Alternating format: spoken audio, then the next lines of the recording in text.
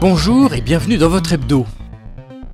Pour sa première participation au mois de la photo du Grand Paris, La Terrasse, espace d'art de Nanterre, a choisi d'investir l'espace public qui le surplombe en exposant 20 photos de Thierry Fontaine.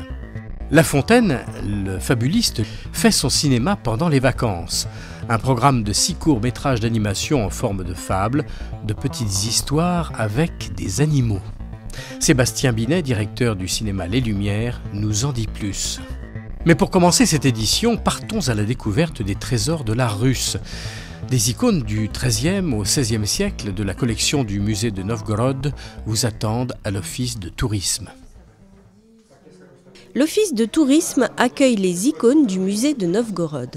Les 12 copies présentées à Nanterre ont été choisies parmi les 1500 œuvres originales que compte la collection d'un des plus anciens musées de Russie.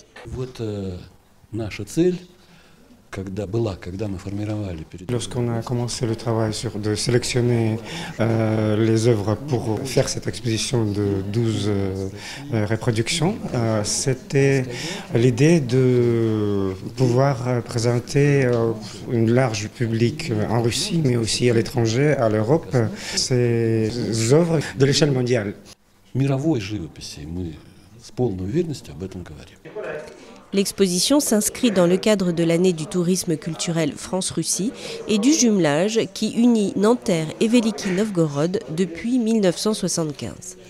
On a donné quand même la préférence de montrer en première cette exposition à notre ville jumelée avec Novgorod. Mais il y a déjà l'accord avec le centre culturel et spirituel russe Kebanli de l'exposer après dans les salles de ce centre. Voici l'une des plus anciennes icônes signées de la collection. Elle est datée de 1294 et représente l'archevêque Nicolas Lipansky entouré du Christ et de la Vierge Marie. Sur les marges de cette icône, il y a représenté les autres saints en fonction de leur hiérarchie. C'est une question pratique parce que pendant les prières, donc on peut s'adresser aussi aux autres saints qui sont présents sur l'icône. Figures bibliques, mais aussi scènes inspirées de faits réels qui plongent le visiteur dans l'histoire de la Russie médiévale. On peut voir la différence, mais si les autres icônes sont statiques, là c'est une icône qui raconte toute une histoire qui est faite par différentes images en conséquence qui représentent l'histoire. Ça comporte beaucoup d'informations qui racontent pas seulement de l'architecture de l'époque, mais aussi des habits de la mode de l'époque du XVe siècle. L'exposition est visible jusqu'au 22 avril à l'Office de tourisme.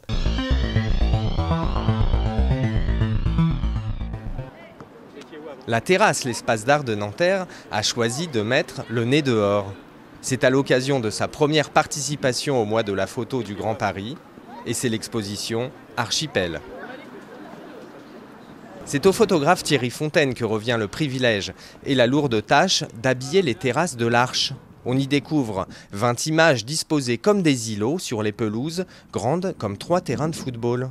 C'est l'occasion en tout cas de montrer une création de l'art contemporain à un maximum de gens puisque les terrasses sont habitées par de multiples Nantériens et puis par des employés, donc des sièges sociaux.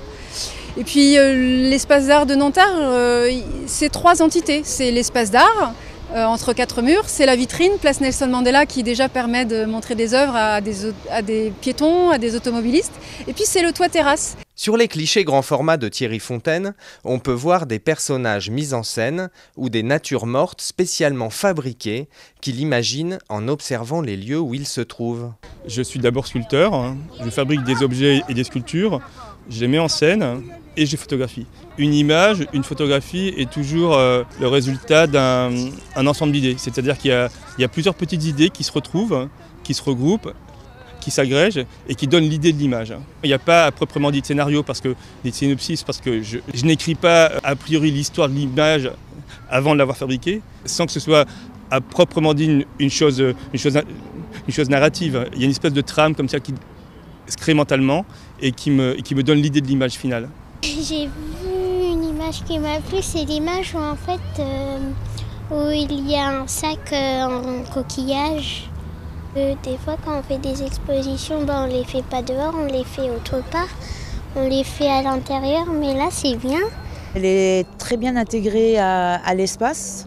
Je me rends compte aussi que les usagers de l'espace continuent à faire ce qu'ils font. Les enfants s'amusent, il y en a même qui jouent à côté et dessus.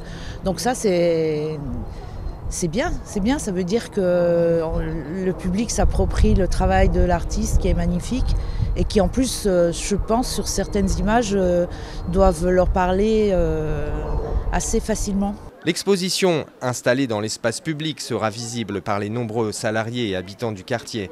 Elle est l'occasion d'une découverte architecturale et urbaine unique pour tous les usagers du Grand Paris. C'est à voir jusqu'au 30 juin.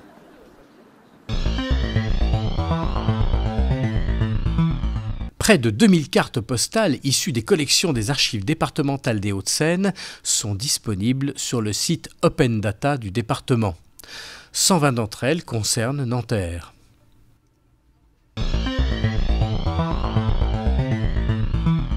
Depuis le 1er avril, la ressourcerie ouvre ses portes le samedi de 10h30 à 17h30. Profitez-en pour donner une seconde vie aux objets qui traînent au fond d'un grenier poussiéreux ou dans un recoin de votre maison.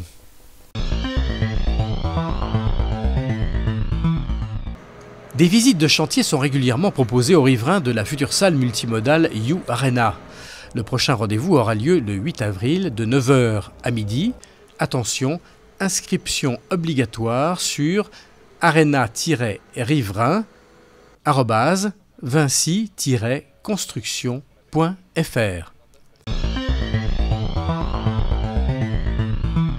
Pour les vacances qui arrivent, il y a évidemment une grande programmation pour les enfants, à la fois avec La Belle et la Bête, le grand Disney qui est sorti il y a quelques semaines, également les Schtroumpfs et le Village perdu qui arrivent dans le courant des vacances.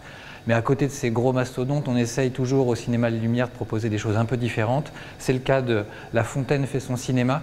C'est le grand retour de La Chouette du cinéma. La Chouette du cinéma, on l'avait déjà accueilli dans le courant du mois de mars pour notre précédent ciné-goûté, avec La Chouette du cinéma entre veille et sommeil, un succès qui a été assez exceptionnel.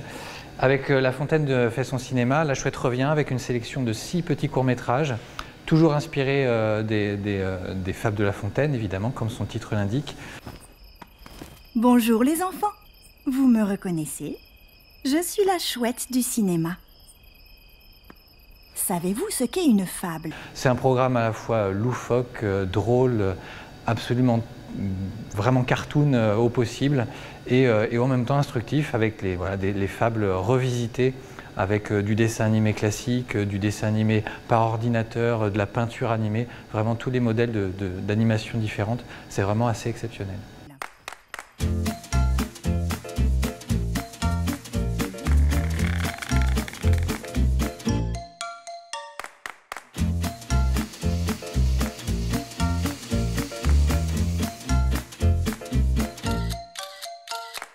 Ça, c'est pour les enfants. Et pour les grands, je vous propose quand même quelque chose qui est assez intéressant. On a accueilli la semaine dernière l'avant-première de À voix haute, un documentaire sur le concours d'éloquence qui se passe en Seine-Saint-Denis, mais aussi à l'université de Nanterre auprès des étudiants. Si t'as pas d'argument, tu rentres. Donc moi je suis pour 3 raisons. Zéro argument, alors ça c'est de la merde. Voilà, ça suffit. Allez, hop là.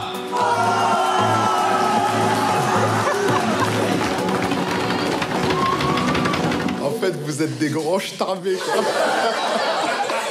C'est un documentaire merveilleux qui donne envie de parler, qui donne toute sa force à la parole. C'est le sous-titre, La force de la parole.